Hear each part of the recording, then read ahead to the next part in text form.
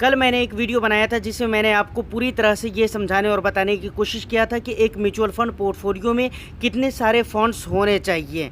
यही टॉपिक था। उसमें कई सारे कमेंट आए हैं कमेंट सेक्शन में, जिसमें कई सारे सवाल हैं, तो राइटिंग में जवाब देना, रिप्लाई करना बड़ा मुश्किल लग रहा था। तो मैंने सोचा कि वीडियो के ज़रिए इसको आप तक पहुंचाना चाहिए।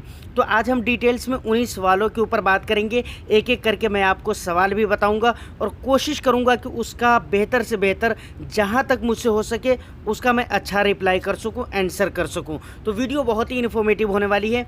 एक लाइक करके शेयर कर दीजिए। चैनल को अगर सब्सक्राइब नहीं किया है तो चैनल को भी ज़रूर सब्सक्राइब कर लीजिए। मैं सबसे पहले सवाल आपके सामने रखता हूँ। सबसे पहला सवाल है दिनेश कुमार जी की तरफ से। सर का सवाल है कि 10,000 रुपये को चाहे 5 फंड में या 2 फंड में इन्वेस्टमेंट करें, एक्सपेंस रेशियो तो हमें उतना ही देना पड़ेगा, मतलब 10,000 का ही देना पड़ेगा। इनके कहने का मतलब असल में मैं उस वीडियो में कहा क्या था, ये कहा था कि ज़्यादा फंड्स अगर आप अपनी पोर्टफोलियो में रखते हैं तो हर फंड आपको अच्छा रिटर्न्स दे या ना दे, लेकिन एक्सपेंस आपको हर फंड में देना ही पड़ेगा, जो कि रियल है। तो उसी बात पर सर के कहने का मतलब ये है कि हम 2 फंड में इन्वेस्टमेंट करें 10,000 को या फिर 5 फंड में इन्वेस्टमेंट करें, एक्सपेंस तो हमें 10,000 का ही देना होगा ना। और देखिए यकीनन ये बातें आपको भी समझ में आ रही होगी, मुझे भी समझ में आती है, और जैसा कि सर ने पूछा भी है, इम्पोर्टेंट भी लगता है और है भी इम्पोर्टेंट। तो इसको मैं एक एग्जाम्पल से आपको समझाना चाहूँगा। मान लीजिए कि कोई इन्वेस्टर्स ऐसा है जिन्होंने अपने 10,000 रुपये को 2 ही फंड में इन्वेस्टमेंट किया है। अब उन दोनों फंड में एक्सपेंस रेशियो देखिए, तो मान लीजिए कि 1% एक्सपेंस रेशियो है तो 2% हो जाते हैं। लेकिन कोई दूसरा इन्वेस्टर्स ऐसा है जिन्होंने अपने 10,000 रुपये को 5 फंड में इन्वेस्टमेंट किया है। अब उन सब के एक्सपेंस जब निकालेंगे तो सब में कुछ कम कुछ ज़्यादा होंगे, समझ रहे, बराबर तो हो नहीं सकते। लेकिन फॉर एग्जाम्पल हम मान लेते हैं 1% है, तो अब 5 जगह आपके एक्सपेंस कटेंगे, समझ रहे कि नहीं। अब बात आती है कि कटेंगे तो 10,000 के ना, 5 जगह जो 10,000 रुपया इन्वेस्टमेंट किया है, यहाँ पर 5-5 हज़ार रुपया करके 2 जगह पर इन्वेस्टमेंट किया है, तो 2 ही जगह पे कटेंगे, 5-5 हज़ार के एक्सपेंस कटेंगे। और वहाँ पर 5 जगह पर कटेंगे तो कहीं पर 2,000 होगा, कहीं पर 3,000 होगा, लेकिन होगा तो उतना ही। तो देखिए इसको समझने के लिए यहाँ पर बहुत बारीकी वाली बात है। सिर्फ एक चीज़ को आपको समझना है, वो समझना क्या है, देखिए मैंने एग्जाम्पल के लिए ये तो कह दिया था ना आपको, ये तो मैंने आपको कहा है ना कि फॉर एग्जाम्पल हम मान लेते हैं 1% होगा, लेकिन याद रखिएगा ये ज़रूरी नहीं है, और यही बात इम्पोर्टेंट है। ये ज़रूरी नहीं है कि 1% एक्सपेंस होंगे ही, समझ रहे कि नहीं। जब आप 5 फंड के एक्सपेंस को इकट्ठा करें और 2 फंड के एक्सपेंस को इकट्ठा करें और 10,000 के ही हिसाब से आपको परसेंटेज निकालना है, समझ रहे। कहीं पर 2,000 निवेश करे होंगे, कहीं पर 4,000, कहीं पर 1,000, कहीं पर 500, उसी हिसाब से आप निकालिए, दिक्कत वाली बात नहीं है।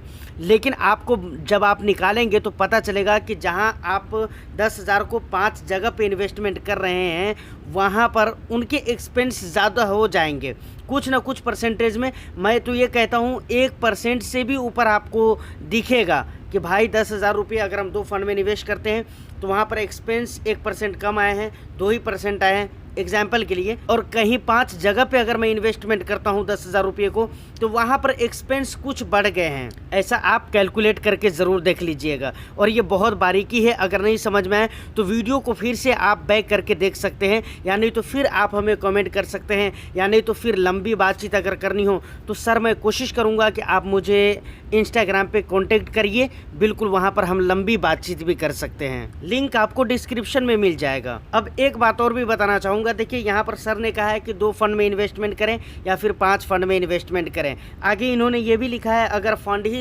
यदि फंड ही ज़्यादा हो तो अलग बात है, मतलब ये भी मान रहे हैं, ये भी कहना चाह रहे हैं कि बहुत ज़्यादा ही फंड हो तो वो एक अलग बात है। सर देखिए मैं भी यही कहता हूँ 5, 6, 7, 8, 10 फंड में आप इन्वेस्टमेंट कर सकते हैं, इतना फंड आप रख सकते हैं पोर्टफोलियो में। ये तो मैंने एग्जाम्पल के लिए आपको बताया है कि 5 फंड और 2 फंड में क्या फ़र्क हो सकते हैं। यहाँ पर मैं भी ये नहीं कहना चाह रहा हूँ कि 5 फंड आप मत रखिए, 2 ही फंड आपको रखना है, नहीं। यहाँ पर सिर्फ एग्जाम्पल के लिए मैंने बताया है। दिनेश कुमार सर ने आगे और भी कुछ लिखा है। इन्होंने लिखा है कि सर आप लोग ही कहते हैं, इनके कहने का मतलब है कि आप लोग ही कहते हैं कि पोर्टफोलियो में डाइवर्सिफिकेशन होना चाहिए, तो और लार्ज कैप में भी एलोकेशन देना चाहिए ताकि गिरावट में बहुत ज़्यादा नुकसान लॉस न देखना पड़े, न झेलना पड़े। तो सर इसका जवाब ये है, सबसे पहले अगर डाइवर्सिफिकेशन की बात की जाए तो डाइवर्सिफिकेशन आप 5, 7, 8, 10 फंड में एक नंबर वाला डाइवर्सिफिकेशन हो जाता है सर। यही रियलिटी है। अगरचे आप मेरी बातों से अभी इनकार कर सकते हैं, कोई दिक्कत नहीं है सर, लेकिन हकीकत यही है जो मैं आपको बता रहा हूँ कि 10 फंड अगर आप लेते हैं, 8 फंड, 7 फंड, 10 फंड में एक नंबर डाइवर्सिफिकेशन हो सकता है। ये मैं क्यों कह रहा हूँ इसको भी समझिए। इसमें भी एक बारीकी मैं आपको बताता हूँ। एक्चुअली में होता है क्या है, आपको पता होगा कि म्यूचुअल फंड ऑलरेडी डाइवर्सिफाइड होते हैं जी। जब आप कोई भी म्यूचुअल फंड लेते हैं ना, तो जब आप उनके शेयर्स होल्डिंग्स को देखेंगे ना, तो 50, 60, 70 कंपनीज, 50, 60, 40 तो होते ही होते हैं। किसी में 40, किसी में 45, 50, 60, इतने तो नॉर्मल सी बात है कि इतने स्टॉक्स में उनके पैसे निवेश होते हैं। तो मतलब वो ऑलरेडी डाइवर्सिफाइड है। अगर आप सोच कर देखें सर, एक म्यूचुअल फंड में सिर्फ और सिर्फ 50 स्टॉक्स आप मान लीजिए, किसी में भी आप देख लीजिए 50 तो आपको मिल ही जाएंगे, 40 तो मिल ही जाएंगे, लेकिन नॉर्मल मैं पकड़ कर चलता हूँ बहुत ज़्यादा रहते हैं। कुछ फंड्स ऐसे हैं जिनके स्टॉक्स होल्डिंग्स 100 से भी ज़्यादा हैं। जी हाँ, मैं सही बता रहा हूँ। निपॉन इंडिया वगैरह का आप जाकर चेक करिएगा। मैं डिटेल्स में नहीं जाना चाह रहा हूँ, मैं सोच रहा हूँ कि सिर्फ बारीकी तक आपको मैं पहुँचा दूँ। तो वहाँ पर होता क्या, मान लीजिए अगर आपने 10 फंड में इन्वेस्टमेंट किया है, 10 फंड के पोर्टफोलियो जब आप चेक करेंगे, उनके होल्डिंग्स जब आप चेक करेंगे, तो 50 स्टॉक्स ही आप पकड़ कर चलिए तो कितने हो जाते हैं, आप खुद कैलकुलेट करके देख लीजिएगा कितनी जगहों पे आपके पैसे इन्वेस्टमेंट कर दिए गए हैं।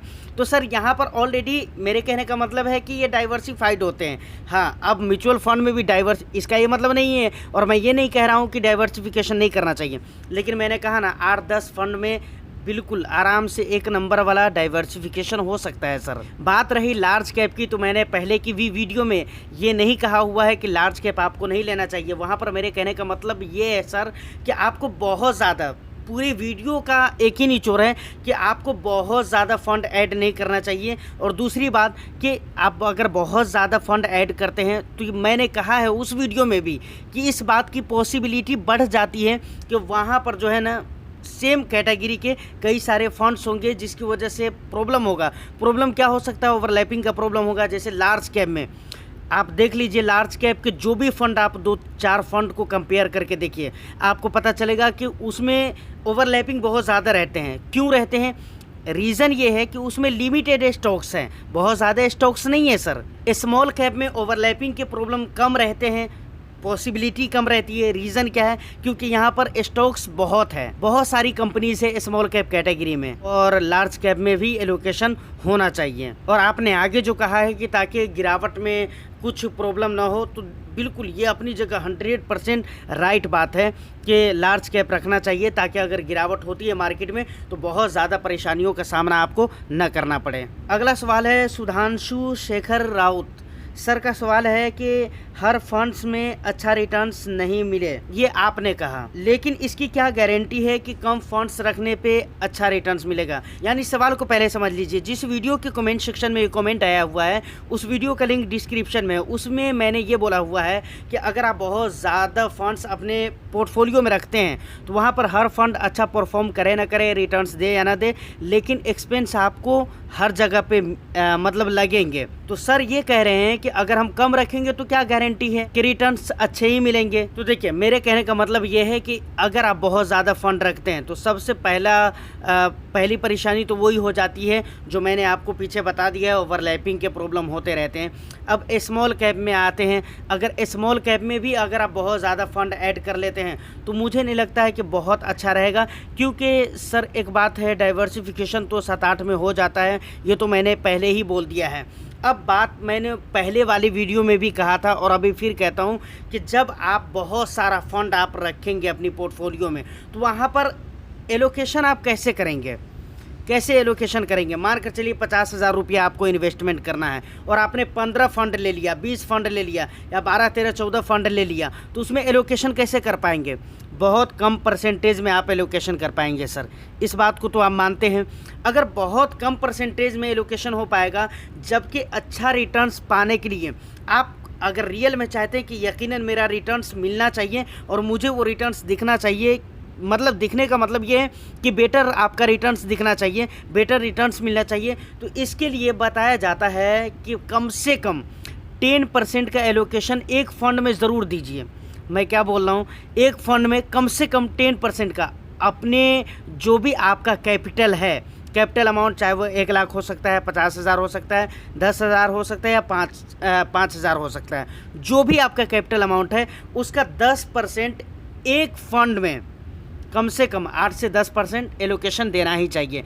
अगर इस तरीके से एलोकेशन देते हैं तब जाकर आपको बेटर रिटर्न्स वहाँ पर दिखेगा और आपको पता चलेगा कि हाँ रियल में मुझे रिटर्न्स मिल रहे हैं, और वो रिटर्न्स आपको देखेगा भी, उसका पूरी तरह से उसका एहसास भी आपको होगा, उस चीज़ को आप मतलब फील कर पाएंगे। तो मेरे कहने का मतलब यही है कि अगर कम फंड रहेंगे तो वहाँ पर एलोकेशन आपका बढ़िया से हो पाएगा। दूसरी बात ये भी है कि टाइम टाइम पर आप अपनी पोर्टफोलियो को रिव्यू कर पाएंगे और आप इजीली ये मतलब फाइंड आउट कर सकते हैं कि हमारी पोर्टफोलियो में कौन सा ऐसा फंड है जो परफॉर्म नहीं कर रहा है। अगर नहीं कर रहा है तो कब से नहीं कर रहा है, अगर ज़्यादा दिनों से कर रहा है, नहीं परफॉर्म कर रहा है अच्छा, या कम दिनों से कर रहा है, तो आखिर उसके पीछे क्या रीज़न क्या है, रीज़न भी आप जान सकते हैं। लेकिन अगर वहीं पर बहुत ज़्यादा फंड आपने रखा हुआ है तो सबसे पहली बात कि आप तो रिव्यू नहीं कर पाएंगे टाइम टू टाइम। कई मरतबा लोग जो है ना सुस्ती में छोड़ देते हैं, आज करेंगे, बिहान करेंगे, 10 दिन बाद करेंगे, 15 दिन बाद करेंगे, ऐसे में एक लंबा समय गुजर जाता है। अगर बाय द वे अगर आप पोर्टफोलियो का रिव्यू करते भी हैं तो बहुत ज़्यादा टाइम कंज्यूमिंग वाला मैटर हो जाता है यहाँ पर। आगे सुधांशु शेखर राउत सर ने आगे ये भी लिखा हुआ है कि ज़्यादा फंड से कोई फ़र्क नहीं पड़ता है।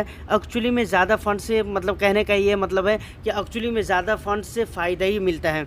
सर मैं तो शुरू में बीच में भी कहा था वीडियो में कि हो सकता है आप मेरे मशवरे, मेरे एडवाइस, मेरी बातों से आप इनकार कर जाएं, एग्री न करें मेरे साथ, मेरी बातों के साथ। ये ज़रूरी नहीं कि आप एग्री करें भी, है ना, होता है, हर इंसान अपने हिसाब से सोचता है। लेकिन मुझे जैसा लगता है सर, इसको आपको एक मर्तबा और भी पता करने की ज़रूरत है, इस पे एक मर्तबा और भी गौर करने की ज़रूरत है। मुझे नहीं लगता है कि बहुत ज़्यादा फंड्स आपको रखने चाहिए। डाइवर्सिफिकेशन की बात हो, बेस्ट रिटर्न्स की बात हो, या फिर रिस्क मैनेजमेंट की बात हो, ये सारी चीज़ें 8 से 10 फंड में इंक्लूड किया जा सकता है और ये सारी ज़रूरतें जो है ना 8 से 10 फंड में पूरी हो सकती है सर। तो ये कुछ सवाल थे जिसका जवाब मुझे देना था और ये राइटिंग में जवाब देना मुझे लग रहा था बड़ा मुश्किल होता, इसीलिए मैंने वीडियो बना कर दिया है। आपका क्या कहना है इन तमाम तर बातों पर? आप हमें कमेंट सेक्शन में, या नहीं तो इंस्टाग्राम का लिंक भी आपको डिस्क्रिप्शन में मिल जाएगा, इंस्टाग्राम पे भी आप हमसे बात कर सकते हैं, मैसेज कर सकते हैं। मैसेज कर दीजिए, ज़्यादा बेटर रहता है मेरे लिए, तो अच्छा रहेगा। फिर मैं मिलता हूँ किसी नेक्स्ट वीडियो में। वीडियो अगर अच्छी लगी है तो एक लाइक कर दीजिए, शेयर कर दीजिए। चैनल को सब्सक्राइब नहीं किया है तो चैनल को भी ज़रूर सब्सक्राइब कर लीजिए। मैं फिर मिलता हूँ किसी नेक्स्ट वीडियो में, जब तक के लिए ऑल द बेस्ट। और लास्ट में एक बात और भी कहना चाहूँगा, सुधांशु शेखर राउत सर, उसके बाद दिनेश कुमार सर, आप दोनों का बहुत बहुत शुक्रिया, थैंक यू कि आपने अपना अपना फीडबैक दिया है वीडियो पे। बस ज़रूरत है इसी तरह प्यार बना कर रखें, और जो कुछ भी आपको लगता है बिल्कुल कमेंट सेक्शन भी यूट्यूब ने इसीलिए दिया है कि आप अपने एडवाइस, आप अपनी बातों को यहाँ पर रख सकें। मुझे बहुत खुशी हुई है। सो फिर मिलते हैं किसी नेक्स्ट वीडियो में। All the best.